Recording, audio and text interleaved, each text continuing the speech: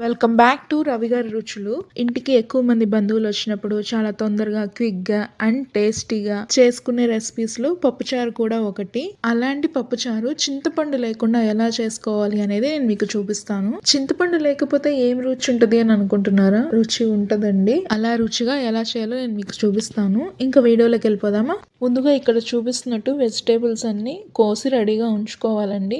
టమాటా, ఉల్లిపాయ, పచ్చిమిర్చి, దొండకాయ, వంకాయ, ములక్కాయ, బెండకాయ, ఆలు, క్యారెట్ కూడా వేసుకోవచ్చు. బట్ నా దగ్గర అవైలబుల్ లేవు.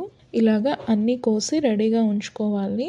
తర్వాత పొయ్యి మీద ప్యాన్ పెట్టి 2 గంటలు నూనె వేసుకొని ఆయిల్ హీట్ ఎక్కాక నిదానంగా పచ్చిమిర్చి, ఉల్లిపాయ, టమోటా, దొండకాయ, వంకాయ అన్నీ వేసుకోవాలండి. మీరు ఇక్కడ గమనిస్తే నేను ములక్కాయలు వేయలేదండి. ఎందుకంటే పప్పుచారు 10 నిమిషాల్లో దించేస్తాము అన్న ముందు ములక్కాయ వేసుకుంటే సరిపోదండి. లేదంటే ములక్కాయ పీచు పీచుగా అయిపోతుంది. తర్వాత ప్యాన్లో ఉన్న ముక్కల్ని కలుపుకొని తగినంత పసుపు, ఉప్పు, కారం వేసుకోవాలండి. ఉప్పు, కారం వేసిన ముక్కల్ని కొంచెం అటు ఇటు కలిపి మూత పెట్టుకొని ఒక 10 నిమిషాలు మగ్గించాలి. ముక్కలు కొంచెం మగ్గిన తర్వాత మూత తీసి ఒక చిన్న గ్లాస్ వాటర్ పోసుకోవాలి. తర్వాత ముందుగా ఉడకబెట్టి ఉంచుకున్న కందిపప్పు మిశ్రమాన్ని ఆ ముక్కల్లో వేసి కలుపుకోవాలి. ఇప్పుడు ఇక్కడ నేను చింతపండు లేకుండా ఎలా చేశాను అనేది మీకే తెలుస్తుంది. ఇప్పుడు ఇక్కడ చింతపండు ప్లేస్లో ఒక చిటికెడు నిమ్మ ఉప్పు వేసుకుంటే చింతపండు టేస్ట్ అనేది కంపల్సరీ వస్తుందండి. చిటికెడు నిమ్మ ఉప్పు కూడా వేసి కలుపుకొని మూత పెట్టి ఒక్క 10 నిమిషాలు ఉడకనివ్వాలి.